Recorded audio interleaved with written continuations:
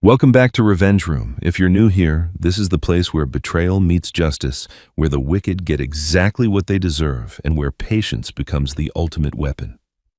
Today's story is called, "My son called and said Mom died last night. I inherited everything. You get nothing." Then I smiled. Picture this. 5 in the morning. Your phone rings. It's your son, the boy you raised, the child you sacrificed everything for. His voice is cold, almost bored, like he's reading a business report. He says your wife of 47 years just had a massive stroke. She's in a coma. Doctors say there's no hope. Then before you can even process the words, he adds, "We're handling everything. The funeral is Saturday. She left everything to me. You get nothing. Don't bother coming to the hospital." And then you smile. Not a bitter smile, not a broken smile. A calm, knowing smile. Because standing right next to you, very much alive, is your wife. And she's smiling too. What happens next is one of the most brilliant acts of quiet revenge I've ever told on this channel. A mother who faked her own death to test her son's soul. A father who had every weapon to destroy his child but chose something far more powerful. And a greedy son who never saw the trap closing around him until it was far too late. If you skip ahead, or click away now, you'll miss the moment when the dead woman walks into her own inheritance meeting. You'll miss the satisfying collapse of a marriage built on greed. And you'll miss an ending that will make you want to stand up and cheer. Stay with me until the very end. This one is worth every second. My name is Thomas Grayson. I'm 69 years old, a retired businessman who spent 4 decades building a manufacturing company from nothing but determination and calloused hands. I have been married to my wife Evelyn for 47 years, and together we raised one son, Lucas, in a home where hard work meant everything and family meant even more. The call came at 5 in the morning. I was already awake, sitting in my study with a cup of coffee that had long gone cold, watching the first pale light creep across the mountains through my window. At my age, sleep becomes a negotiation rather than a surrender. Some nights you win. Most nights, you simply wait for dawn. When my phone lit up with Lucas's name, I felt something tighten in my chest. Parents know. We always know when something is wrong before a single word is spoken. I answered on the second ring. "Lucas." There was a pause. 1 second, maybe 2. In that brief silence, I heard something I had not heard from my son in years: hesitation. A tiny crack in the armor he had built around himself. Then his voice came through and the crack sealed shut. "Dad, Mom had a massive stroke last night. She's in the ICU. The doctors say there's no hope for recovery. She's in a coma and they don't expect her to wake up." The words hit me like a physical blow, but I didn't react the way he expected. I sat very still, holding the phone, listening not just to what he said, but to how he said it. His tone was clinical, detached, almost rehearsed. He delivered the news of his mother's death sentence the same way he might report quarterly earnings to a boardroom full of strangers. "I'm coming to the hospital," I said. "That's not necessary." Another voice cut in. Vanessa. My daughter-in-law had taken the phone, and her tone was sharper than Lucas's, more confident. "We're handling everything, Thomas. The doctors are keeping her comfortable. There's really nothing you can do here, and honestly, your presence would just complicate things. We'll call you when decisions need to be made." Decisions. She said it so casually, as if Evelyn were a business problem to be solved rather than a woman who had given 47 years of her life to this family. "She's my wife," I said quietly. "And she's Lucas's mother," Vanessa replied. "We have power of attorney for her medical care. We'll keep you informed. Try to get some rest." The line went dead before I could respond. I sat there for a long time, the phone still pressed to my ear, listening to nothing. The morning light had grown stronger now, painting golden streaks across the hardwood floor. I thought about Vanessa's words, the way she had said, "complicate things." I remembered something she had told me years ago at a family dinner when she had drunk 1 glass of wine too many. She had been talking about her childhood, about how her father's business partner had betrayed him and left her family with nothing. "I'll never live like my parents did after they lost everything," she had said, her eyes hard and bright. Never. At the time, I had felt sympathy for her. Now, sitting in the silence of my study, I understood that sentence differently. I set the phone down on my desk, and picked up a framed photograph of Evelyn.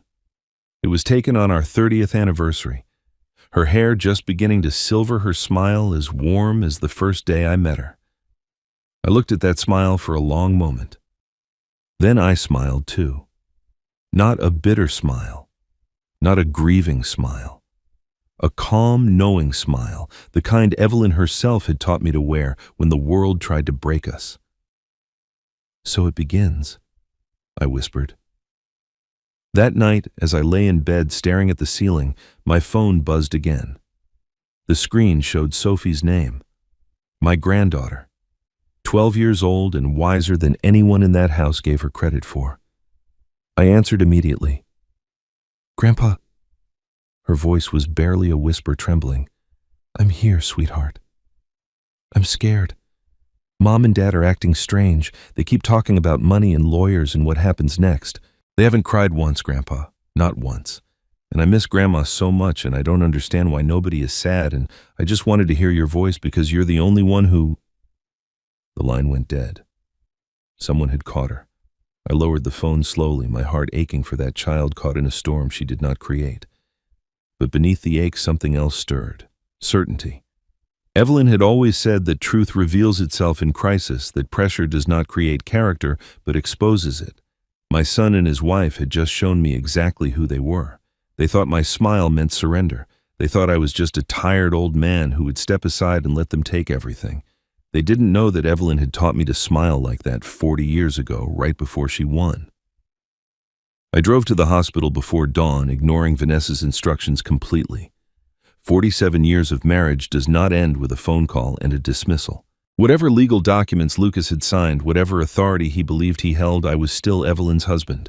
I had earned the right to hold her hand, to sit beside her, to tell her that I was there even if she could not hear me. Some rights are not written on paper. They are written in decades of shared breakfasts and whispered conversations and holding each other through the darkest nights. I parked in the hospital garage and walked through the automatic doors with the certainty of a man who had never been denied anything that truly mattered. The security guard stopped me before I reached the elevator. He was young, polite, clearly uncomfortable with the task he had been given. "Sir, I'm sorry, but I need to see your name on the approved visitor list for the ICU." "My wife is Evelyn Grayson," I said. "Room 412. I was told she was admitted last night." He checked his tablet, scrolling through names, and his expression shifted into something that looked almost like pity. "I'm sorry, Mr. Grayson. You're not on the authorized list. Only immediate family members with documented approval can access this patient." "I am immediate family. I'm her husband." "Sir, the healthcare proxy on file has restricted visitation to specific individuals. Your name isn't included. I can't let you through without authorization from the proxy holder." The words took a moment to register. Healthcare proxy. Restricted visitation. My own son had legally barred me from seeing my dying wife. I stood there in that sterile hospital lobby, fluorescent lights buzzing overhead, and felt something cold settle into my chest. Not grief. Not yet. Something sharper. Understanding. I asked to speak with the hospital administrator. It took an hour, but eventually a woman in a gray suit sat across from me in a small office and explained what had happened. 6 months ago, after Evelyn's minor heart attack, Lucas had convinced her to sign a healthcare power of attorney, naming him as her medical decision-maker. At the time, it had seemed reasonable. Evelyn had been shaken by the heart attack, suddenly aware of her own mortality in a way she had never been before. Lucas had presented the document as a precaution, a way to ensure that someone could make decisions quickly if something happened. "Just in case, Mom," he had probably said, "so you don't have to worry." She had signed it because she trusted him. She had signed it because he was her son, and she believed that family meant something. Now that signature had become a wall between us. I left the administrator's office and walked slowly down the hallway toward the exit. My legs felt heavy, my mind racing through 47 years of memories that suddenly seemed fragile and endangered. I remembered the day Evelyn and I opened our first small warehouse, just the two of us, with a rented truck and more ambition than sense. I remembered the night Lucas was born, how Evelyn had held him against her chest and whispered, "We made something beautiful, Thomas. We made a family." I remembered the lean years when we ate rice and beans 3 nights a week so we could make payroll for our employees. I remembered Evelyn standing beside me at every crossroads, her hand in mine, her voice steady. Family is everything. As long as we have each other, we have everything. Now I could not even sit beside her bed. I was almost to the parking garage when I heard my name. The voice was familiar, warm, despite its exhaustion. I turned and saw Rose Whitman walking toward me. Rose was 62 years old, Evelyn's closest friend since their college days, a woman who had been present at our wedding and had held Evelyn's hand through every crisis of the past 4 decades. Her eyes were red from crying, but her posture was straight, her jaw set with determination. "Thomas," she said, reaching me, "I thought I might find you here. They wouldn't let you in, would they? Lucas signed a healthcare proxy. I'm not authorized." Rose closed her eyes briefly as if the words caused her physical pain. "I know. Evelyn told me about it after she signed. She thought she was being practical. She didn't realize." She trailed off, shaking her head. "Didn't realize what?" Rose looked around the hallway, checking that we were alone. Then she reached into her purse and withdrew a sealed envelope slightly yellowed with Evelyn's handwriting on the front. "My name, nothing else." "Evelyn gave this to me 3 months ago," Rose said quietly. "She told me to hold it and not open it. She said if anything ever happened to her, if things started to feel wrong, I should give it to you immediately." She pressed the envelope into my hands. "Read it alone, Thomas. Not here. Somewhere private, somewhere safe." I looked down at the envelope at my wife's familiar script. "Did she tell you what's inside?" "No. But she was worried, Thomas. She didn't say it directly, but I could see it in her eyes. Something was bothering her for months before this happened. She was quieter than usual, more watchful. I asked her once if everything was all right with Lucas, and she just smiled and changed the subject." Rose paused, her voice dropping even lower. "I don't think this stroke came out of nowhere. I think Evelyn saw something coming. I think she was preparing." After Rose left, I sat in my car in the parking garage for a long time, the envelope resting on my lap. I didn't open it. Not yet. Instead, I replayed the past 24 hours in my mind, examining every detail the way I used to examine contracts and business proposals, looking for the clauses that could destroy you if you missed them. Lucas had called at 5 in the morning, but his voice held no panic, no desperation. He had not said, "Dad, come quickly." He had not said, "We need you." He had said, "We're handling everything." Vanessa had called it complicated. She had spoken about decisions as if Evelyn were already gone, as if the funeral arrangements were merely waiting for the formality of death. They had blocked me from the hospital within hours of Evelyn's admission, which meant the paperwork was ready.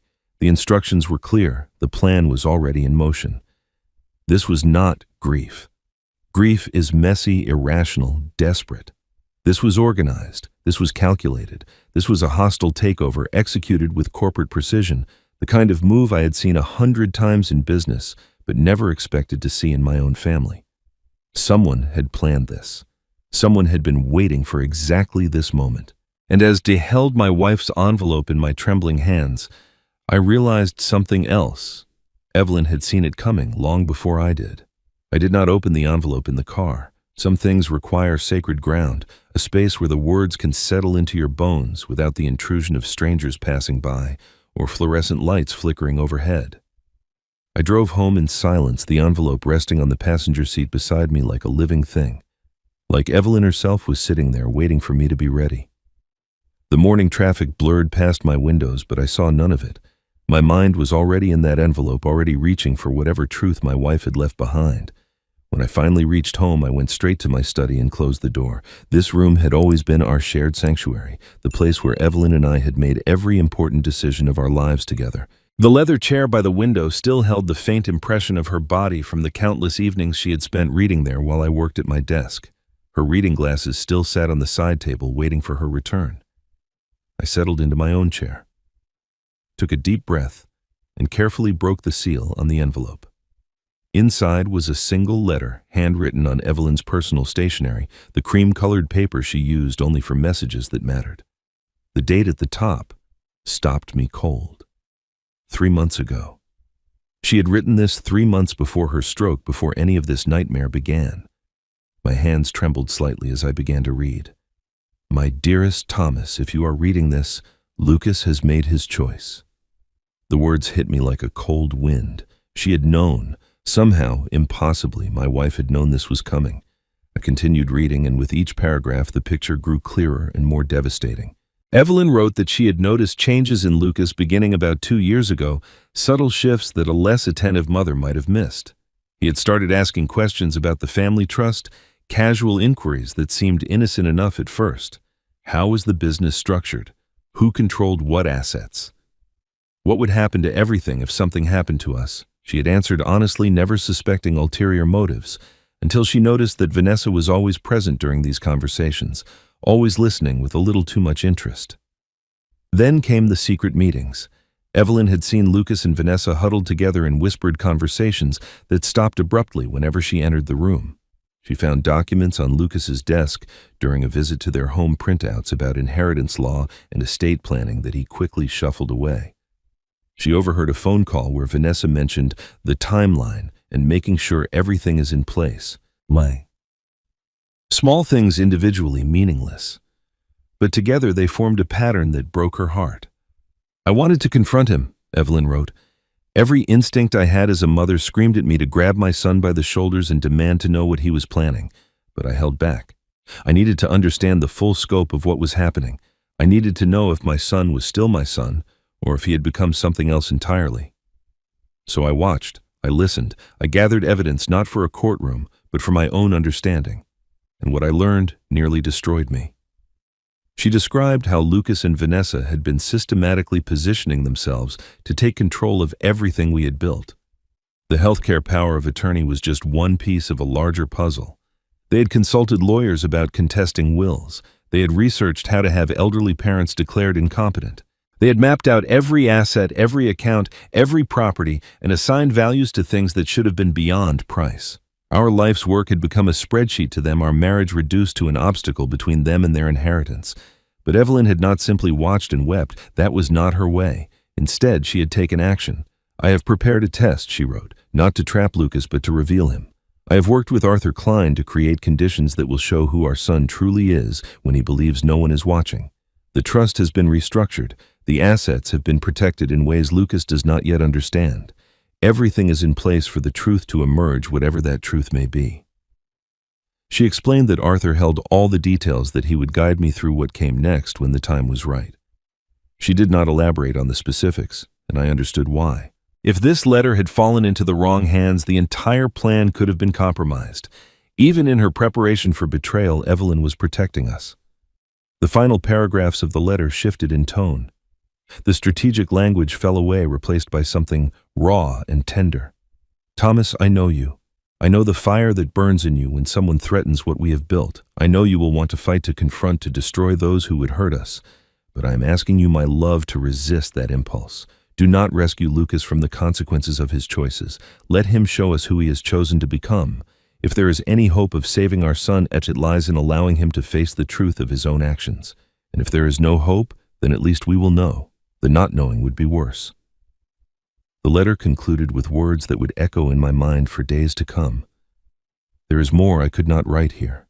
When the time comes, Arthur will explain everything. Trust the process, my love. Trust that I have thought of every possibility. And whatever happens, whatever you learn, do not let hatred consume you. That would mean they have won twice. Once by taking what is ours, and again by turning you into something you are not. Stay who you are, Thomas. Stay the man I married. That is how we win. I set the letter down on my desk and stared at it for a long time. Outside my window, the sun had fully risen, casting long shadows across the study floor. The house was silent, but my mind was thundering with revelations. My wife had seen this coming. She had prepared for it, planned for it, set something in motion that I did not yet fully understand. She had not been a passive victim waiting for tragedy to strike. She had been a general preparing for a war she hoped would never come. But there was something else in that letter, something that gnawed at me as I read it again. Evelyn's words were careful, measured, designed to guide me without revealing too much. She had told me what to do, but not why. She had mentioned Arthur Klein and a restructured trust, but she had not explained what any of it meant. She had ended with a promise that more would be revealed, that Arthur would explain when the time came. But when was that? What was I supposed to do in the meantime, and why did I have the nagging feeling that the biggest secret of all was still hidden between the lines? My wife had not just left me a letter. She had left me a roadmap to something I could not yet see. The destination remained hidden in shadow, waiting for me to take the next step, and I knew exactly where that step would lead. I needed to find Arthur Klein. Arthur Klein's office occupied the top floor of a modest brick building downtown, far from the glass towers where corporate attorneys conducted their business. I had expected something grander given his reputation, but the moment I stepped through his door, I understood. This was a man who valued substance over appearance, function over flash. The walls were lined with law books that showed actual wear, not decorative spines purchased by the yard. His desk was organized but not sterile, covered with documents that bore handwritten notes in the margins. Arthur himself rose to greet me with a handshake that was firm but unhurried, the grip of someone who had learned long ago that patience was more powerful than force. "Thomas," he said, gesturing to a leather chair across from his desk, "I've been expecting you. Please sit down. You knew I would come. Evelyn told me you would eventually. She said you would read the letter, spend a few hours trying to figure everything out on your own, and then realize you needed answers only I could provide." A faint smile crossed his weathered face. "She knows you well." I settled into the chair, feeling the weight of the past 2 days pressing down on my shoulders. "Then you know why I'm here. I need to understand what she set in motion. I need to know what I'm supposed to do." Arthur nodded slowly, his expression shifting into something more serious. "Before I explain anything, I need you to understand the context. Evelyn came to me 2 years ago, shortly after she noticed certain patterns in Lucas's behavior. She was troubled, but she was also remarkably clear-headed about what she wanted. Most people who come to me in her situation are emotional, reactive, desperate to punish or protect. Evelyn was different. She wanted to create something unusual, not a weapon, but a mirror." He opened a drawer and withdrew a thick folder, placing it on the desk between us. The tab read, "Grayson Family Trust Revised." I stared at it, knowing that whatever was inside would change everything. "Evelyn did not leave a traditional will," Arthur continued. "What she created is called a conditional trust. The concept is simple, though the execution is complex. Instead of distributing assets upon death, the trust holds everything in suspension until certain conditions are met. In this case, the conditions relate to moral character demonstrated over a defined period during a family crisis." "Moral character?" I repeated. "How do you measure something like that in a legal document? Through specific observable behaviors. The trust outlines criteria that the primary beneficiary, Lucas, must meet during the 90 days following a triggering event, which Evelyn defined as her incapacitation or death. These criteria include maintaining respectful communication with all family members, refraining from attempts to liquidate assets prematurely, and demonstrating care for family relationships above financial interests." Arthur paused, letting the words sink in. "If Lucas meets these conditions, he inherits according to the original terms. If he fails, the assets transfer to a charitable foundation bearing Evelyn's name, with a significant portion held in trust for your granddaughter Sophie until she reaches age 25. I leaned forward, my mind racing. "You're telling me that Lucas's inheritance depends on how he behaves, that Evelyn turned her estate into a character test?"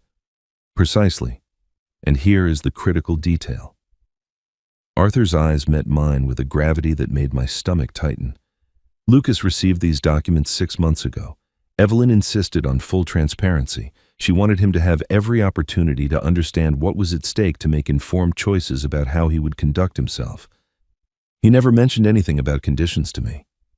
Because he never read them. I can confirm this with certainty. The trust documents include a digital tracking feature, standard practice for sensitive legal materials. Lucas opened the file exactly once. He viewed the summary page, which lists the total asset values, for approximately 4 minutes. He never scrolled beyond it. He never opened the supplementary documents explaining the conditions. He saw the numbers, Mr. Grayson. He did not see the test." Arthur shook his head slowly. "In my 30 years of practice, I have never seen a more perfect demonstration of exactly what Evelyn feared. The money blinded him to everything else." I sat back, absorbing this revelation. My son had been handed a roadmap to his own inheritance, a clear explanation of what was expected of him, and he had ignored it entirely because he was too focused on the dollar signs to read the fine print. It was almost poetic in its tragedy. "There's something else," Arthur said, and his tone shifted slightly, becoming more careful. "Something Evelyn asked me to do that I was not sure I should share with you, but given the circumstances, I believe you need to know." Tell me. He hesitated, choosing his words with the precision of a surgeon selecting instruments. Evelyn gave me specific instructions regarding you as well, Thomas. She told me to watch you, to observe how you responded to this crisis, what choices you made, whether you pursued justice or vengeance. Her exact words were, "If Thomas chooses destruction over dignity, let me know." The air left my lungs. I stared at Arthur, waiting for him to tell me it was a joke, a misunderstanding, anything other than what it sounded like. But his expression remained steady, almost sympathetic. "She's testing me too. She's testing everyone." That was her design from the beginning. Evelyn told me she needed to know which parts of this family were worth saving. She loves you, Thomas. She made that abundantly clear. But she also knows that betrayal can corrupt even the most righteous heart. She wanted to ensure that whatever happened, you would not become something you would later regret. I opened my mouth to respond, but no words came. My wife, lying in a hospital bed that I was forbidden to visit, had constructed an elaborate mechanism not just to test our son, but to test me as well. She had anticipated not only Lucas's betrayal, but the possibility of my own transformation into something darker. She had prepared for every outcome, including the one where grief and rage turned me into a weapon. For a long moment, I simply sat there, letting the weight of this knowledge settle over me. Then slowly I began to understand. This was not an insult. This was not Evelyn doubting my character. This was her loving me enough to protect me from myself, to build guardrails around the darkest paths I might be tempted to walk. She knew me better than I knew myself. She always had. Inheritance was not a gift. It was a mirror reflecting back whoever stood before it with perfect, unforgiving clarity. And I had just learned that my own reflection was being watched, measured, and judged alongside my son's.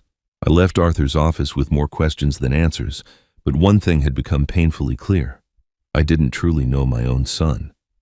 The Lucas who had called me with cold efficiency, who had blocked me from my wife's hospital room, who had reduced our family to a financial equation that was not the boy I had raised. Somewhere along the way, something had changed, and as I drove home through streets that suddenly felt foreign, I found myself searching through decades of memories, trying to pinpoint the moment when I lost him. Lucas had idolized me once. I remember how he used to sit in my office as a child, watching me work with wide eyes full of wonder. He would ask endless questions about the business, about how things were made, about what it meant to build something from nothing. "I want to be just like you, Dad," he told me once, and the pride I felt in that moment was almost overwhelming. He was going to carry on everything Evelyn and I had built. He was going to make it even better. But admiration is a fragile thing, especially when it grows in the shadow of expectation. Everyone told Lucas he had big shoes to fill. Teachers, relatives, family, friends, they all measured him against my success, always reminding him of the legacy waiting for him. I thought I was giving him something to aspire to. I did not realize I was also giving him something to resent. The pressure to match what I had accomplished became a weight he could never escape. Every achievement was compared to mine and found wanting. Every setback was magnified by the implicit question, "Why can't you be more like your father?" Somewhere along the way, Lucas stopped trying to earn success. He started believing he was owed it. The shift was so gradual that I missed it entirely. His ambition curdled into entitlement. His drive transformed into impatience. He no longer wanted to build something of his own. He wanted to inherit what we had already built. And when we did not hand it over fast enough, when we maintained control of the assets we had spent our lives creating, he interpreted our caution as a lack of faith in him. He convinced himself that we did not trust him, that we were holding him back, that we were the obstacles standing between him and the life he deserved. Then Vanessa appeared and everything accelerated. I learned her story only later, piecing it together from fragments and observations. Vanessa had grown up wealthy, the daughter of a successful businessman who seemed to have everything figured out. Then, when she was 15, her father's business partner betrayed him. The details were murky. Something about forged documents and hidden debts, but the result was absolute. Her family lost everything. The house, the cars, the private schools, the future. She had been promised, all of it vanished in a matter of months. She watched her parents crumble under the weight of their new reality. She wore second-hand clothes to a public school where everyone knew she had fallen from grace. That experience forged something hard and sharp inside her, a determination that bordered on obsession. She vowed she would never be powerless again. She would never let anyone take from her what she had not already secured for herself. When she met Lucas, she recognized a kindred spirit, someone who felt cheated by circumstance, someone who believed the world owed him more than it had delivered. She understood his resentment because she shared it, and slowly, carefully, she began to reshape his worldview into something that mirrored her own. "Your parents never believed in you," she would tell him. "They kept everything locked away because they didn't trust you. They built all of this, but they won't let you touch it. Don't you see what that means? They're protecting it from you, Lucas, their own son." Her words were poison wrapped in sympathy, and Lucas drank them willingly. Take what's yours before someone takes it from you. That's the only lesson that matters. But even poison does not kill all at once. There are moments when the old self surfaces, gasping for air, reaching for something it has almost forgotten. I didn't witness what happened next, but Sophie told me about it weeks later, her voice barely above a whisper, as she recounted what she had seen through a cracked hospital door. It was late at night, long after visiting hours had ended. Lucas sat alone beside Evelyn's bed, listening to the steady beep of the machines that marked the rhythm of her diminished life. His shoulders were hunched, his head bowed. For once there was no calculation in his posture, no strategy in his silence. He was simply a son sitting with his mother, perhaps remembering what that used to mean. Sophie watched as Lucas pulled out his phone and scrolled through his contacts until he reached my name. His thumb hovered over the call button. His lips moved, forming words Sophie could barely hear. "I'm sorry, Mom. I don't know how it got this far." For one suspended moment, everything hung in the balance. One phone call could have changed the trajectory of this entire story. One moment of honesty could have begun the long process of repair. Lucas was standing at a crossroads, and the path back to his family was right there in front of him, waiting for him to choose it. Then the door opened. Vanessa walked in, her heels clicking against the linoleum with the precision of a metronome. "What are you doing?" Lucas pocketed the phone so quickly it was almost a reflex. "Nothing. Just sitting with her." Vanessa's eyes narrowed, scanning his face for weakness. "You're not getting weak on me now, are you?" "We've come too far for that. Everything we planned, everything we've worked for, it's almost within reach. This is not the time for sentimentality." Sophie watched from the shadows as Lucas straightened in his chair, as his expression hardened back into the mask he had learned to wear. "I know," he said. "I'm fine, just tired." Vanessa studied him for another moment, then nodded. "Come home. There's nothing more you can do here tonight." They left together, and the room fell silent except for the machines. The phone call was never made. The words of apology died unspoken. And somewhere in that hospital, a door that had briefly cracked open slammed shut forever. There was a moment, just one, when Lucas almost chose differently. But some doors close forever in a single heartbeat.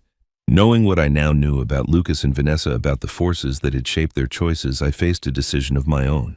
I could confront them directly, demand access to my wife, threaten legal action that might take months to resolve.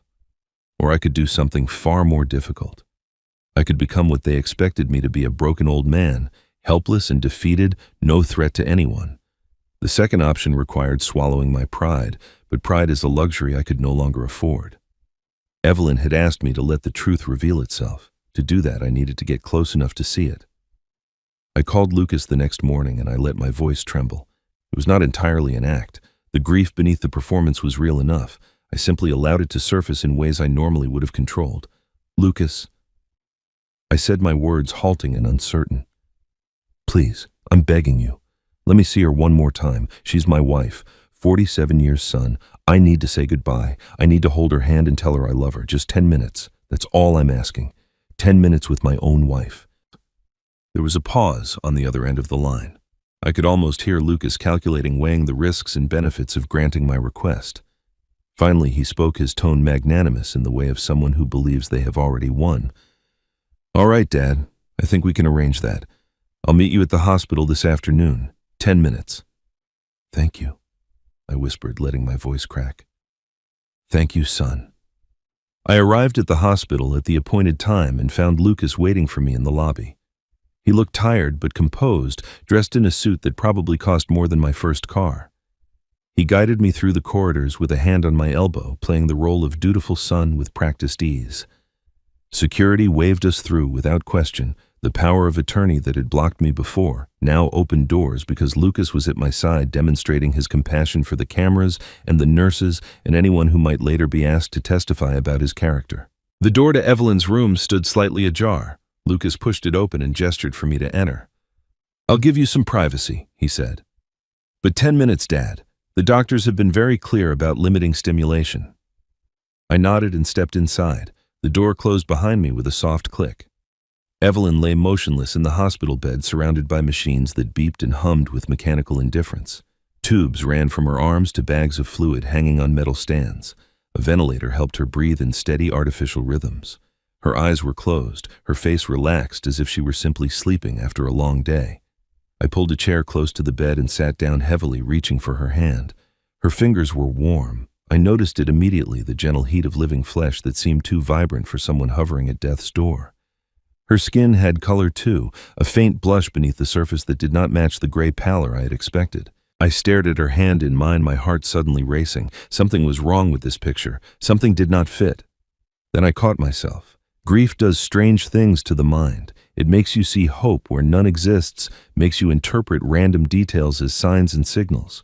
Evelyn was in a coma. The doctors had said there was no hope. My desperate brain was simply grasping at straws, finding warmth where there was only the lingering heat of a body not yet cold.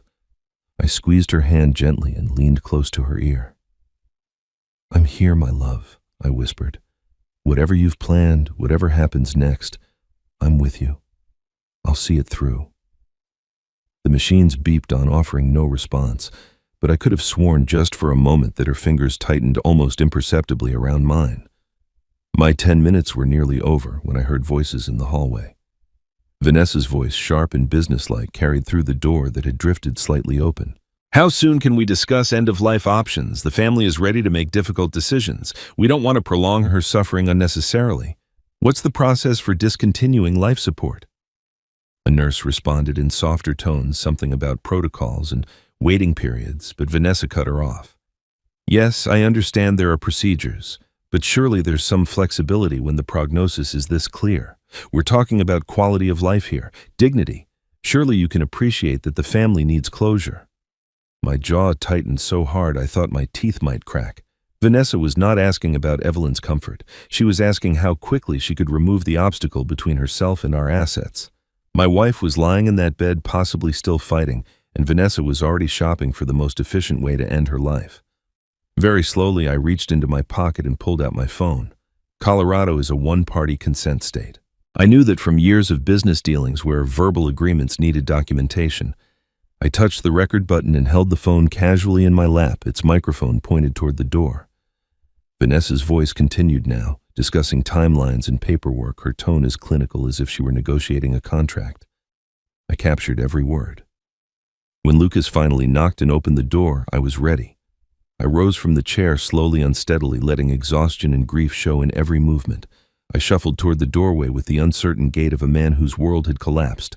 At the threshold, I stumbled slightly, reaching out to catch myself on the doorframe. Lucas's hand shot out automatically, gripping my arm to steady me. "Careful, Dad." He said something almost approaching genuine concern, flickering across his face. I looked up at him with watery eyes and patted his hand. "Thank you, son. I don't know what I'd do without family. You're all I have left now." Lucas and Vanessa exchanged glances over my bowed head. I saw the look that passed between them, the subtle satisfaction of predators watching wounded prey stumble toward its inevitable end. They thought I was broken. They thought grief had shattered whatever strength I once possessed.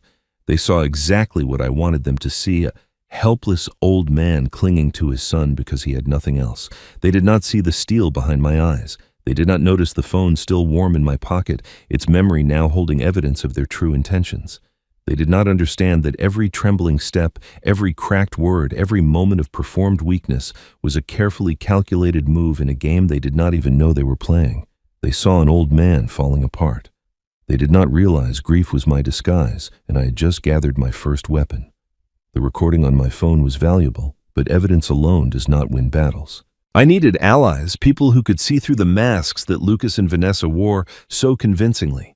I did not expect to find my most important ally in a 12-year-old girl hiding in her closet.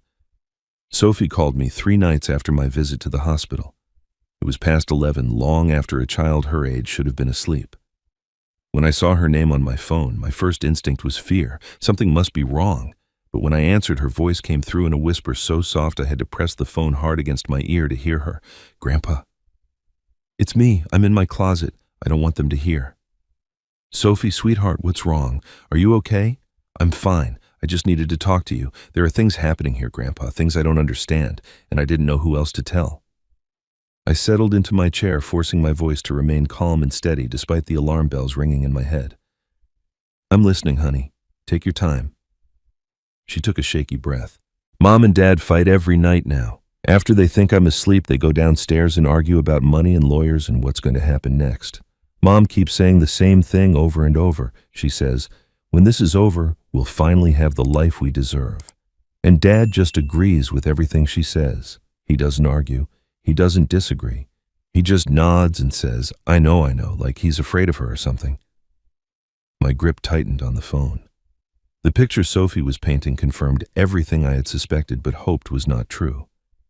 Lucas had become a passenger in his own marriage, following wherever Vanessa led too deep in the current to swim back to shore.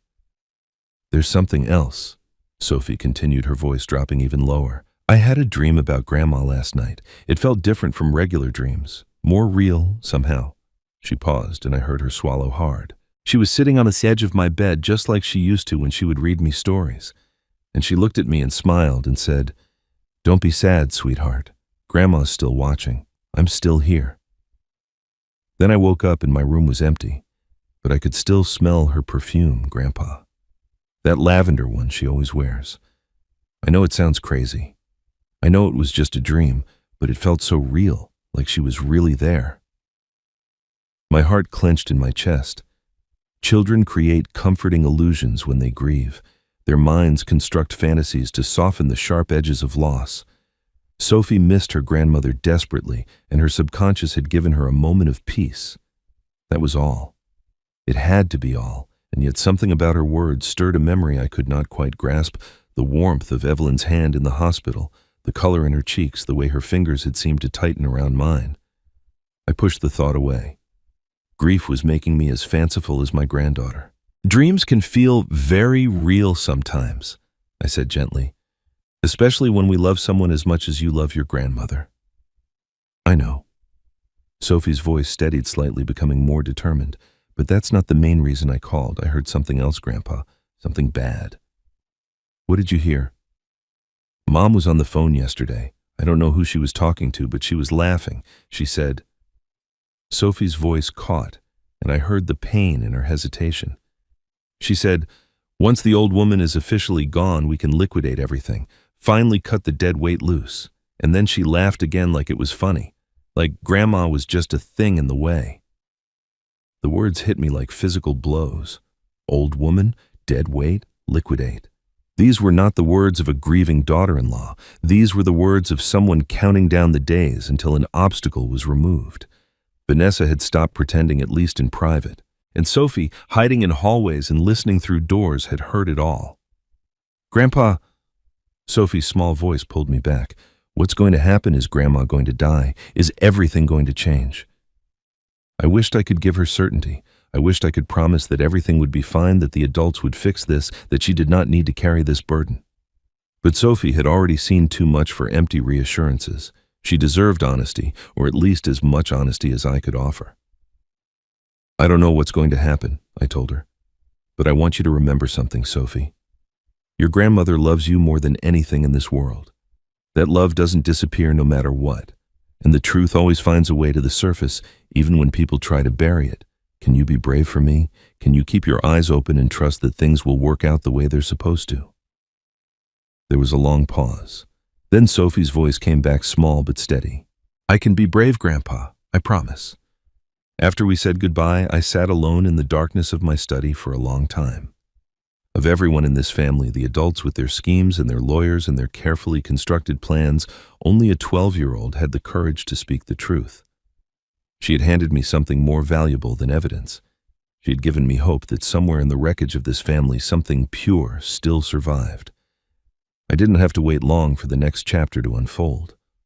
Arthur Klein called me 2 days after my conversation with Sophie, and I could hear something in his voice that I had not heard before, a note of grim amusement beneath his professional composure. "Thomas, I thought you should know. Your son has begun to discover that his mother's estate is not quite as accessible as he assumed." I leaned forward in my chair. What happened? It started with a property sale. Lucas contacted a real estate agent yesterday attempting to list one of the family properties in the mountains. He told the agent it was to cover medical expenses, which I'm sure sounded perfectly reasonable. The agent began the paperwork, ran the title search, and called Lucas back within hours. Arthur paused, and I could almost see the restrained smile on his face. "The conversation did not go well for your son." According to Arthur, the real estate agent had been thoroughly confused. The property was held in a trust with unusual conditions that she had never encountered before. The trust required approval from multiple parties before any sale could proceed, and one of those parties was the original truster, Evelyn herself. Without her explicit consent, or a certified declaration of incapacity from an independent physician not connected to the family, the property could not be touched. Lucas had apparently spent 20 minutes arguing with the agent, insisting that his power of attorney gave him authority to act. The agent had politely but firmly disagreed. The sale was dead before it began. "But that was only the beginning," Arthur continued. "This morning, Vanessa attempted to access the family investment accounts. She tried to initiate a substantial transfer to an account in her name, claiming it was for household expenses during the crisis. The bank flagged the transaction immediately." I could picture it clearly. Vanessa sitting at her computer, confident that her husband's authority extended to every corner of his parents' finances, only to be met with an automated message informing her that the account had been placed under a conditional hold. Arthur told me she had called the bank directly demanding to speak with a manager, her voice rising with each transferred call. The final answer was always the same. The accounts were protected by trust conditions that could not be overridden by power of attorney alone. She would need to contact the estate attorney for clarification. "I'm told she screamed at the phone before hanging up," Arthur said. The bank representative noted it in the file. What happened next, Arthur learned through the walls of his own office building. Lucas and Vanessa had arrived unannounced, demanding an immediate meeting. Arthur's secretary had shown them to a conference room where their argument had been loud enough to carry through the door. Vanessa had turned on Lucas with fury that had been building for days. "You said you had this under control. You said the documents were airtight. You told me we just had to wait for the right moment and everything would fall into place." Lucas's response was defensive, almost pleading. "I read the summary. It all looked straightforward. Assets, beneficiaries, distribution schedules. I didn't think there would be conditions buried in the fine print." "You read the summary?" Vanessa's voice had risen to something approaching a shriek. "You read the summary of your own mother's estate plan, a document that determines our entire future, and you couldn't be bothered to read past the first page. What kind of businessman are you? What kind of man are you?" The argument had continued, circling through accusations and recriminations, until Arthur finally invited them into his office and closed the door. He told me that Lucas had demanded explanations, insisting that there must be some mistake, some override, some legal mechanism that would unlock what he believed was rightfully his. Arthur had remained completely calm. "The trust has conditions, Mr. Grayson. Your mother created it specifically to ensure that her assets would be managed according to her wishes, not anyone else's. You received the complete documents 6 months ago. The conditions were clearly stated on pages 4 through 12. Perhaps you should have read past page 1. Lucas had grown desperate then. "My mother is dying. She's in a coma with no hope of recovery. Surely the trust accounts for situations like this." "Your mother is in a coma," Arthur had replied evenly. "The trust activates upon death which has not occurred. Until that time, the assets remain protected exactly as she specified. If you had read the conditions, you would have understood this. The trust does not reward impatience, Mr. Grayson. It rewards character."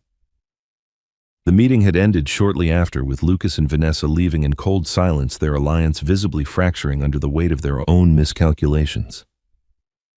When Arthur finished his account, I sat quietly for a moment, processing what I had heard.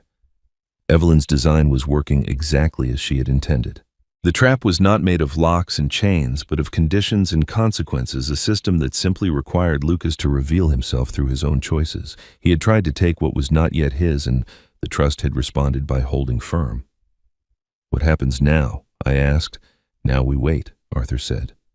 "The conditions are clear. Lucas has 90 days from the triggering event to demonstrate the character required to inherit. So far, he has demonstrated only greed and impatience. But the test is not over yet. There is still time for him to change course if he chooses to." I thanked Arthur and ended the call, staring out the window at the fading afternoon light. The money was not gone. It was watching, waiting, measuring every action against the standards Evelyn had set. And Lucas had just discovered that his mother's protection extended far beyond the hospital room. It reached into every account. Every property, every asset he had assumed would simply fall into his hands. The days that followed were quiet ones, filled with waiting and watching, as Lucas and Vanessa collided against the walls Evelyn had built around everything they wanted. I spent most of my time in my study reviewing documents, making notes, trying to understand the full scope of what my wife had constructed. But there was still a piece missing, something I could sense but not yet see. That piece arrived in the form of another phone call from Arthur Klein. "Thomas, I need you to come to my office. There's something else Evelyn left for you. Something I wasn't supposed to show you until now." I did not ask questions. I simply drove. When I arrived, Arthur was standing by his window gazing out at the city below. He looked older than he had during our first meeting, as if the weight of other people's secrets had finally begun to press down on him. On his desk sat an envelope I had not seen before. It was yellowed at the edges, the paper soft with age, clearly something that had been stored away for many years. "Evelyn gave this to me a long time ago," Arthur said, turning to face me. "She wrote it 10 years ago, before any of this started. She asked me to hold it, to keep it safe, and to give it to you only if certain circumstances arose." He picked up the envelope and held it out to me. "She never sent it, Thomas. I think you need to understand what." I took the envelope with hands that trembled slightly. My name was not on the front. Instead, in Evelyn's careful handwriting, I saw a single word: Lucas. This letter had been written for my son, not for me. And yet here it was, a decade later, finally reaching the light. I opened it carefully, as if the paper might crumble at my touch, and began to read. "My beautiful boy, I am writing this letter because I don't know how to say these words to your face. I have tried so many times, but the sentences die in my throat before I can speak them. So I'm writing them here, hoping that somehow they will find their way to you." The handwriting was slightly different from her recent letters, steadier, more confident, the script of a woman who had not yet been worn down by years of watching her son drift away. "I see you changing, Lucas. I have seen it for months now, perhaps longer. There is a hunger in your eyes that frightens me. Not a hunger for love or for connection, but for things. For success measured in numbers. For a life that looks impressive from the outside, but feels empty within. I watch you at family dinners, checking your phone under the table, your mind somewhere else entirely. I hear the way you talk about your father's company, not with pride or gratitude, but with impatience, as if it's something you're waiting to inherit rather than something you might one day deserve." My throat tightened. Evelyn had seen it. A decade ago, she had already seen what Lucas was becoming. "I don't know when we lost you, my darling boy. I don't know if it was something we did wrong, some failure of love or attention that pushed you away from us. I have searched my memory for the moment when everything changed, but I cannot find it. Perhaps there was no single moment. Perhaps it happened slowly, so gradually, that none of us noticed until it was too late." The words blurred as my eyes filled with tears I could not stop. "But I believe you can find your way back. I believe the boy I raised is still inside you, somewhere buried beneath the ambition and the hunger and the need to prove yourself.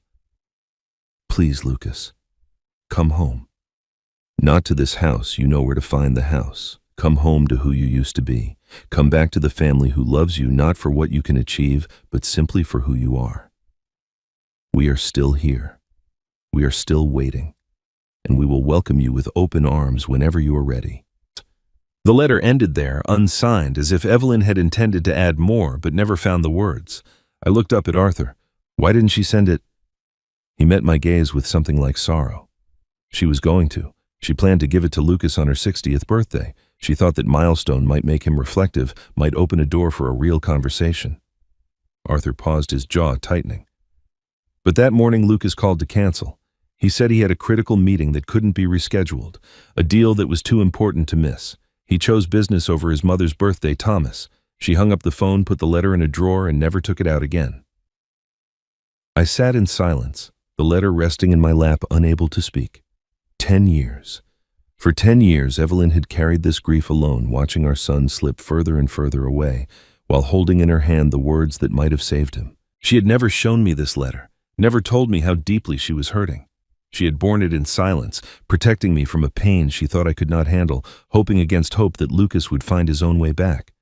And now here I sat, finally reading her plea, understanding at last the depth of a mother's love and the tragedy of its rejection. For the first time since this nightmare began, I wept. Not for myself, not for the money or the betrayal or the cruelty of being locked out of my wife's hospital room. I wept for Evelyn, who had loved our son so desperately and lost him anyway. I wept for Lucas, who had been offered salvation and turned away without even knowing it. I wept for the family we could have been if only someone had read this letter when it mattered. Some letters wait years to be read. This one had waited a decade, sitting in a drawer while the distance between us grew into a chasm. And now I understood why Evelyn had planned all of this, the trust, the conditions, the test. She was not seeking revenge. She was still trying to save her son, even now, even from a hospital bed where machines breathed for her. This was not punishment. It was one last desperate attempt at redemption. The letter stayed with me for days, its words echoing in my mind as I moved through the quiet rooms of our empty house. I kept returning to Evelyn's handwriting, tracing the curves of her letters, searching for some connection to the woman I had loved for nearly 5 decades. She had carried so much pain in silence, watching our son transform into someone she barely recognized, hoping until the very end that love would be enough to bring him back. Now she lay in a hospital bed, machines breathing for her, while Lucas circled like a vulture waiting for permission to feast. When Arthur called to inform me that Lucas had scheduled a family meeting at his office, I was not surprised. The doctors had apparently declared Evelyn's condition irreversible, and Lucas was eager to discuss next steps. I knew what that meant. He wanted to accelerate the timeline to begin the process of distributing assets to claim what he believed was rightfully his. I agreed to attend, though every instinct told me the meeting would be nothing more than a formalization of grief I was not yet ready to accept. I arrived at Arthur's office to find Lucas and Vanessa already seated at the conference table. Lucas had brought his own lawyer, a sharp-faced man in an expensive suit who regarded me with the detached professionalism of someone paid by the hour. Vanessa wore black, her expression carefully composed into something resembling sorrow, though her eyes held nothing but calculation. She looked like a woman already spending money she had not yet received. I took a seat in the corner as far from them as the room would allow, and waited. Arthur entered a few moments later carrying a folder that seemed thinner than I expected for such a significant meeting. He settled into his chair at the head of the table and opened the folder with deliberate slowness. "Thank you all for coming," he began. "Before we proceed with the matter at hand, there's been a development in Mrs. Grayson's case that requires our attention." Lucas shifted impatiently in his seat. "We know she's not recovering, Arthur. The doctors have been clear. Let's not drag this out longer than necessary. We all have decisions to make." Arthur looked at him with an expression I could not quite read. "Actually, Mr. Grayson, there's someone who wants to join this meeting before we continue." "Who?" Vanessa demanded. "We're the only family. This is a private matter." Arthur did not answer. Instead, he simply looked toward the door. The handle turned. The door swung open, and my world shattered into 1,000 pieces before reassembling into something I could not have imagined. Evelyn walked into the room, not fragile, not confused, not the pale, motionless figure I had last seen in a hospital bed surrounded by beeping machines. She moved with the steady grace I had known for 47 years, thinner than before, perhaps her face showing the strain of whatever ordeal she had endured, but undeniably, impossibly ill. Her eyes swept the room with the sharp intelligence that had first drawn me to her all those decades ago, taking in every face, every reaction, every flicker of shock and disbelief. I rose from my chair without thinking, my legs nearly giving way beneath me. "Evelyn?" She turned to me, and for a moment the steel in her gaze softened into something tender. "I'm sorry, my love. I couldn't tell you. We both needed to see what our son would become when he thought no one was watching." The words barely registered. I was still trying to reconcile what I was seeing with what I had believed. She was alive. She had been alive this entire time. The hospital, the coma, the machines. All of it had been part of something larger. A design I had not been allowed to see. I had wept for her. I had held her hand and whispered goodbye. And she had been awake, aware, choosing to let me believe the worst so that the test could continue. I realized then that I'd been tested too. Every choice I had made, every moment of restraint, every decision to pursue dignity over destruction, she had been watching, measuring, judging. The revelation should have felt like betrayal. Instead, it felt like the final piece of a puzzle clicking into place. Evelyn turned away from me and fixed her gaze on Lucas. He had gone pale, his confident posture crumbling like a building whose foundation had just been removed. Vanessa was frozen beside him, her mouth open in an expression that might have been comical under different circumstances. 30 days ago. Evelyn said, her voice calm and clear. You thought I was dying. You called your father to inform him not to ask him to come quickly, but to tell him that you were handling everything. You blocked him from my hospital room. You tried to sell our property. You attempted to drain our accounts. You discussed end-of-life options with nurses while I was still breathing. She paused, letting the silence stretch until it became unbearable. I woke up after 2 weeks. The doctors were amazed. They called it a miracle, but I asked them to keep it quiet. I arranged to be transferred to a private facility where I could recover in peace. And I watched Lucas. Through Arthur, through Rose, through the systems I had put in place years ago, I watched everything you did when you thought your mother was no longer there to see. Lucas opened his mouth, but no words came out. Vanessa tried to speak, her voice rising in protest, but Evelyn silenced her with a single raised hand. I needed to know, Evelyn continued. Would my son become a vulture circling a dying woman? Or would he remember that he was once my little boy?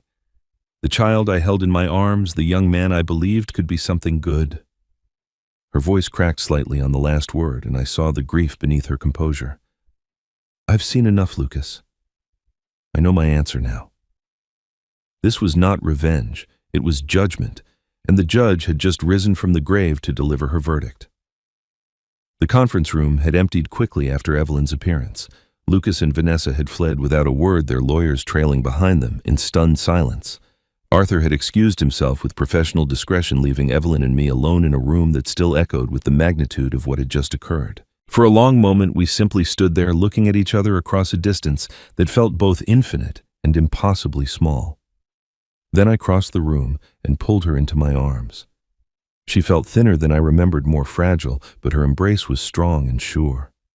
I held her as if she might disappear again, as if loosening my grip would send her back to whatever shadow world she had inhabited for the past month. She let me hold her, her face pressed against my chest, her breathing slow and steady. I thought I'd lost you, I said, my voice rough with emotion I could no longer contain. I sat by your bed and said goodbye. I wept for you, Evelyn. I mourned you. I know. Her voice was soft, muffled against my shirt. I'm sorry, Thomas. I'm so sorry. We eventually settled into chairs facing each other, our knees almost touching, her hands clasped in mine. She began to explain everything, and I listened without interruption, letting the full scope of her plan wash over me like a tide I had not seen coming. She had woken up after 2 weeks, just as the doctors had hoped but not expected. The stroke had been real, the coma genuine, but her recovery had been swift and surprisingly complete. When she regained consciousness, she had immediately contacted Rose and Arthur. Together, they had arranged for her transfer to a private recovery facility outside the city, a place where she could heal without anyone knowing she was alive. From there, she had watched through Arthur's reports as her family revealed their true selves. I saw everything, she said quietly. Every attempt Lucas made to access the accounts. Every conversation Vanessa had about end-of-life options. Every moment of cruelty they inflicted when they thought no one was watching. Her eyes met mine, and I saw you, Thomas. I saw what you chose to do. I felt something tighten in my chest. You were watching me too. Yes. She did not look away. I had to test you too. That was the hardest part of all of this. If you had immediately tried to destroy Lucas, if you had hired investigators to dig up dirt, threatened legal action to punish him, sought vengeance instead of truth, Arthur would have told me. And I would have known that hatred had won, that you had become something I didn't recognize. The words stung, even though I understood their logic. You didn't trust me. I trusted you completely. Her grip on my hands tightened. But trust is not the same as certainty. After 47 years of marriage, I needed to be certain about who you still were. I needed to know whether you would fight for justice or for revenge. They look similar from the outside, Thomas, but they come from completely different places. Justice seeks truth. Revenge seeks destruction. I had to know which one lived in your heart. I sat in silence, letting her words sink into the deepest parts of me. She was right. There had been moments, dark, angry moments in the small hours of the night when I had wanted nothing more than to burn everything down. I had fantasized about exposing Lucas, publicly humiliating him the way he had humiliated me, watching his life crumble, the way he had tried to dismantle ours. The temptation had been real and powerful, a fire that promised warmth but would only have consumed us all. But every time I reached for that anger, something had pulled me back. A voice in my head, gentle but insistent, reminding me of what mattered, reminding me who I wanted to be when this was over. You're right, I finally said. I thought about it. There were nights I wanted to watch him suffer, but every time I reached for that anger, I heard your voice in my head.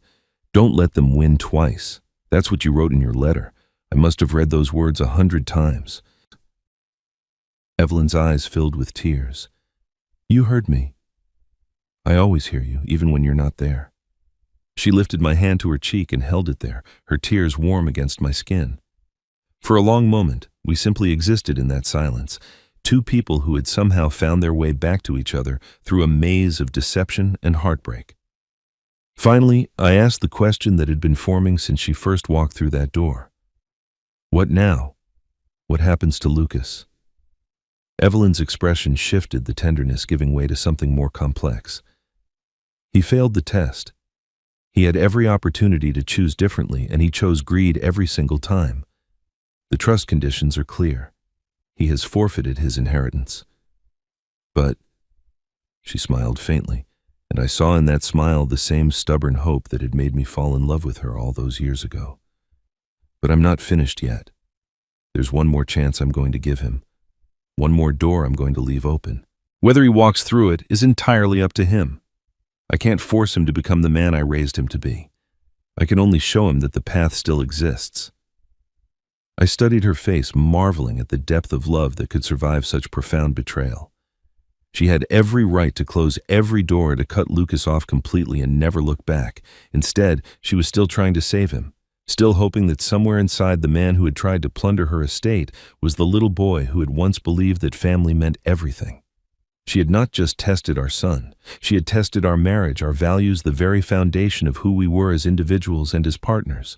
And somehow, across the silence and the secrets and the lies that had separated us, we had both passed. The formal meeting took place 3 days later in Arthur's conference room. Evelyn had insisted on giving Lucas and Vanessa time to absorb what had happened, though I suspected she also needed those days to gather her strength. Her recovery was remarkable, but she was not yet fully restored. I watched her carefully as we took our seats at the long mahogany table, noting the slight tremor in her hands, the shadows beneath her eyes that makeup could not entirely conceal. She had sacrificed so much for this moment. I prayed it would be worth the cost. Lucas arrived with Vanessa, and to my surprise, Sophie. The girl looked pale and uncertain, her eyes darting between her parents and her grandparents, as if trying to determine which world she belonged to. Lucas had lost weight in the days since Evelyn's revelation. His suit hung loosely on his frame, and his face carried the haunted expression of a man who had watched his certainties crumble. Vanessa, by contrast, seemed coiled tight, her jaw set, her eyes hard with barely contained fury. She had not accepted defeat. She was still looking for angles. Arthur opened the meeting with a brief summary of the legal situation, but Evelyn raised her hand to stop him. Thank you, Arthur. I'll take it from here. She rose from her chair with deliberate care and faced her son across the table. When she spoke, her voice was calm and measured, carrying no trace of vindictiveness or satisfaction. I've made my decisions regarding the family estate, she began. As the living truster of the Grayson Family Trust, I'm exercising my right to modify its terms effective immediately. The changes are as follows. She paused, letting the silence emphasize what came next.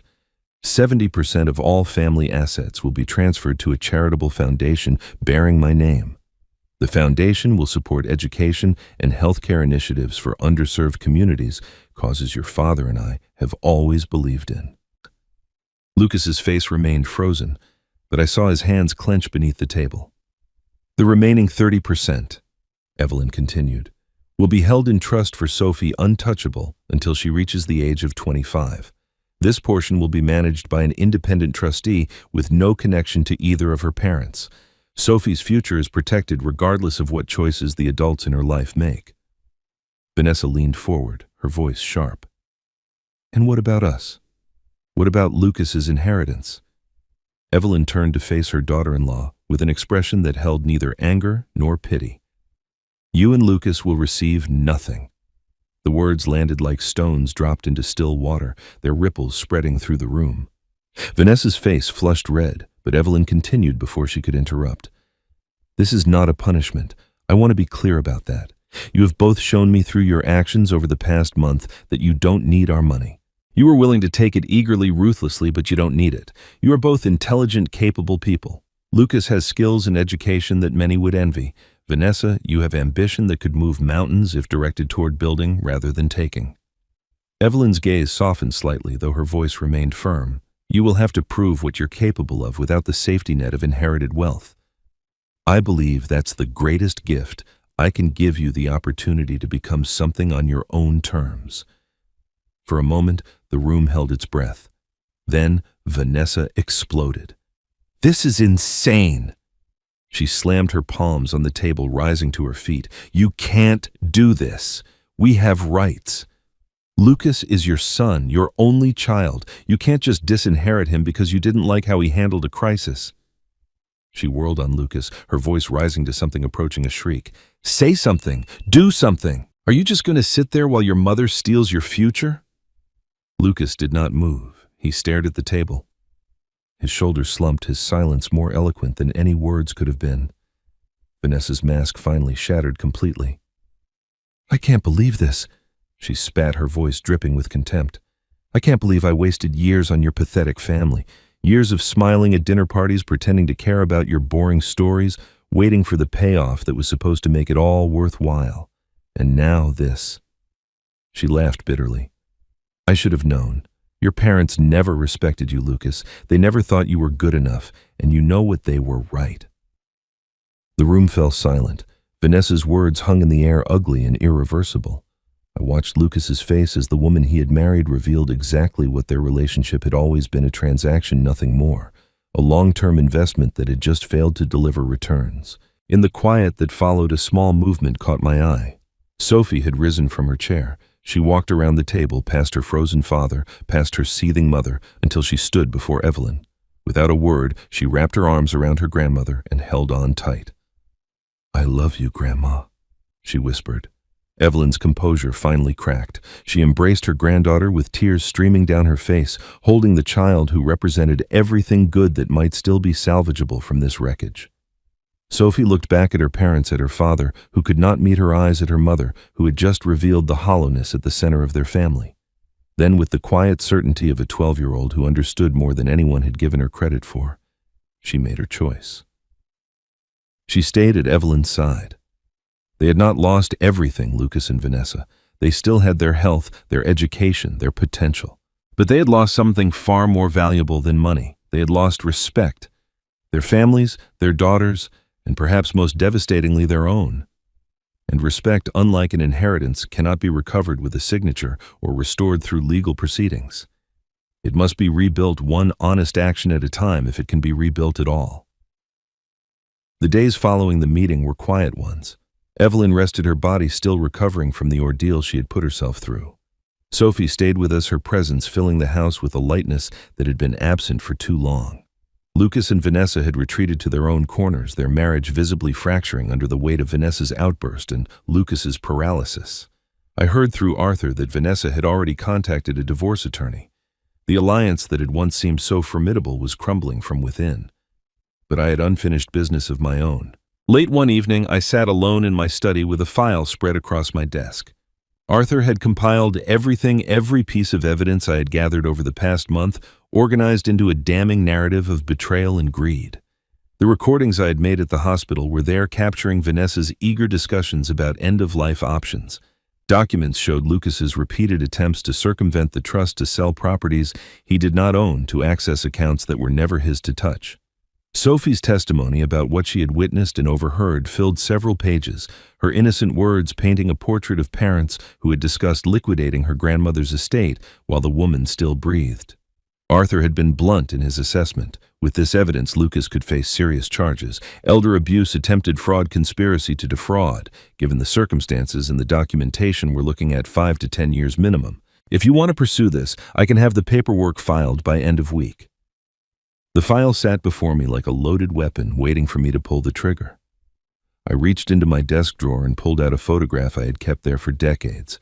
It showed Lucas at 5 years old, perched on my shoulders at a baseball game. His face was split by an enormous grin gaps where his front teeth had recently fallen out, his small arms wrapped around my head as if I were the safest place in the world. I remembered that day vividly, the smell of hot dogs and fresh-cut grass, the roar of the crowd, the way Lucas had cheered for players whose names he could barely pronounce. I remembered carrying him back to the car afterward, his body heavy with exhaustion, his voice mumbling sleepy questions about why the pitcher threw the ball so funny. Where did that boy go?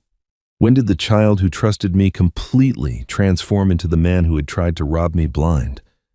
I searched the photograph for answers, but the 5-year-old Lucas just kept smiling, frozen in a moment before everything went wrong. I thought about all the moments in between.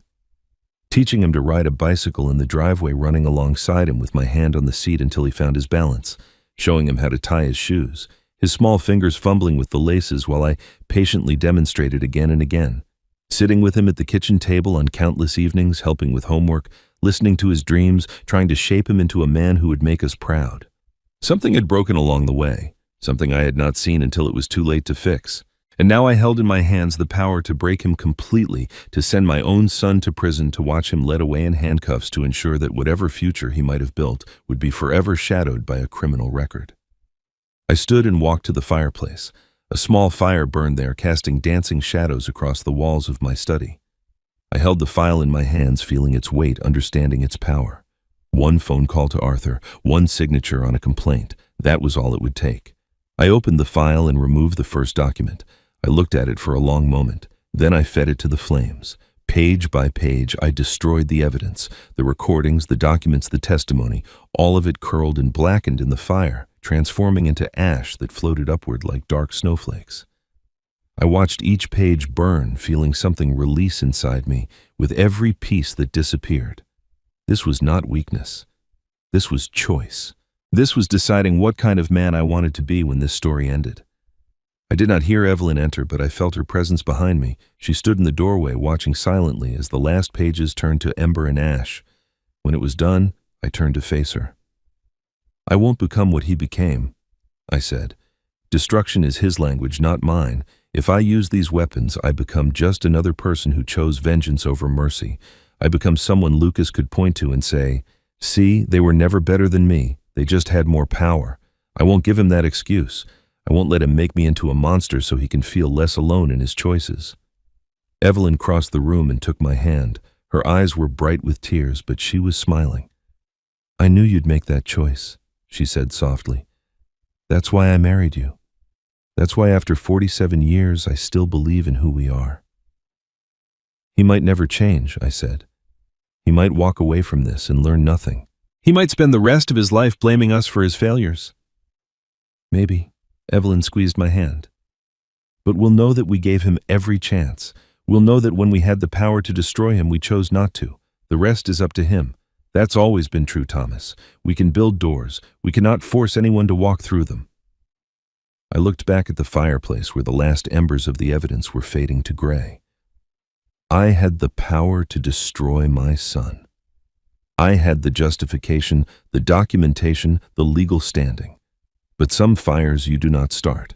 You let them burn out on their own, and some doors you leave unlocked even when you have every reason to seal them forever. The ashes of the evidence had barely cooled when the next chapter of this story began to unfold. I had made my choice, and now life moved forward with the relentless momentum that follows every major decision. Within a week of Evelyn's revelation, the alliance between Lucas and Vanessa, the partnership that had driven so much destruction, collapsed entirely. Vanessa filed for divorce on a Tuesday morning. I learned about it through Arthur, who had been copied on the legal filings as part of his role managing the family trust. The paperwork was clinical and efficient, stripped of any sentiment, treating a decade of marriage as nothing more than a contract to be dissolved. But it was Vanessa's parting words to Lucas that told the real story. Sophie, who had been staying with us since the family meeting, overheard the final confrontation and recounted it to Evelyn with the precise memory of a child who understood she was witnessing something important. "You promised me a life," Vanessa had said, her voice cold as winter stone. "You promised me security status, a future worth having. And what did you deliver? Failure. Complete and total failure. Your parents outsmarted you at every turn. Your own mother had to fake her death to prove what I always suspected, that you were never going to be the man you claimed to be." Lucas had stood in silence, absorbing the blows without defense. "I'm taking Sophie," Vanessa had continued.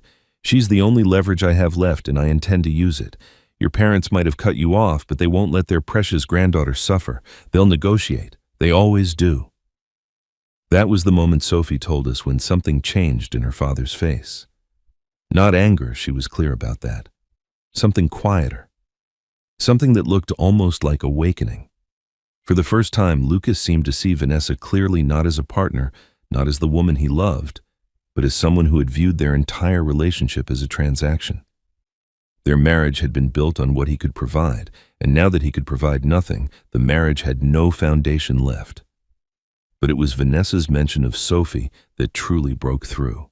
When she said their daughter's name as if she were a bargaining chip, a poker stake to be played for maximum value.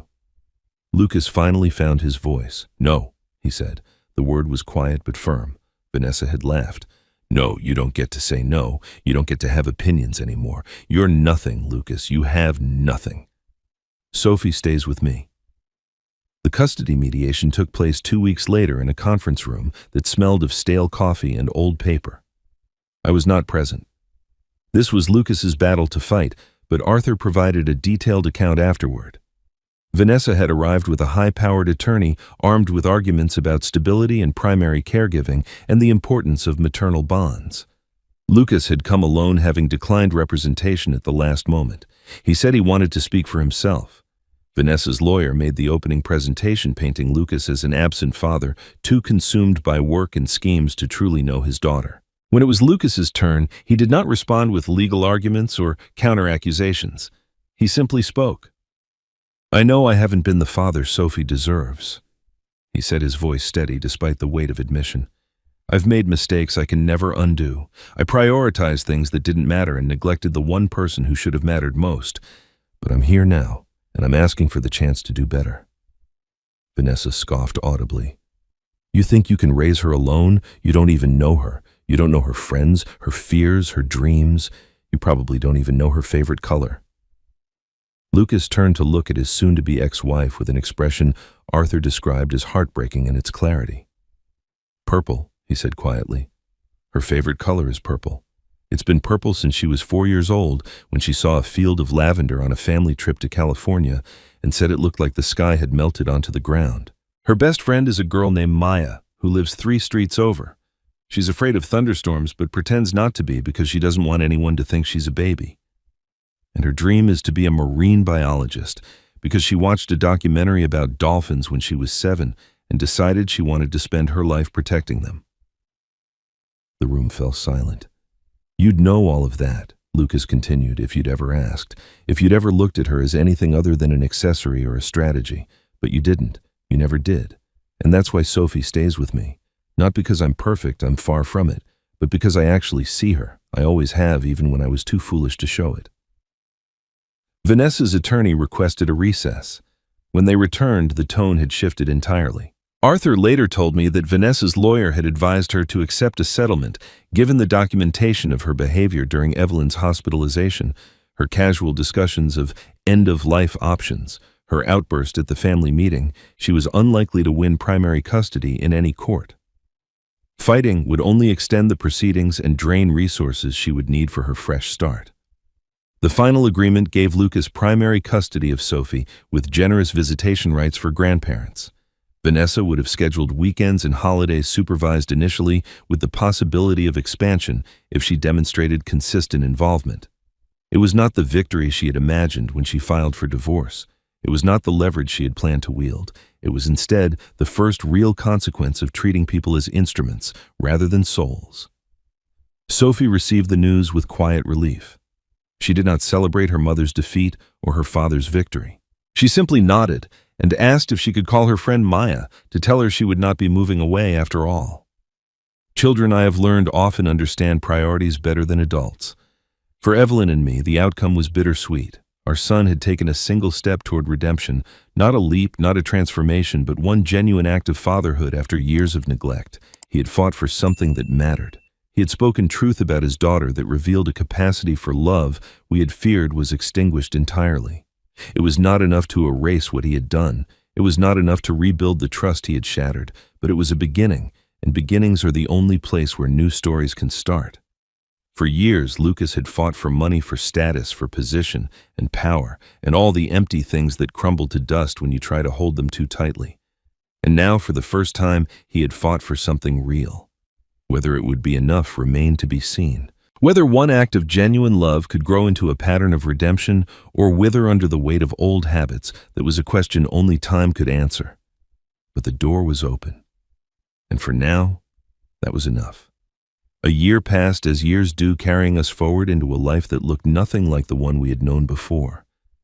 Evelyn and I sold the big family house with its too many rooms and too heavy memories. We found a cottage by a lake small enough to feel intimate, large enough to welcome visitors. The water changed colors with the seasons silver and winter green and spring gold in the long summer evenings when we sat on the porch and watched the sun dissolve into the horizon. We didn't need space anymore.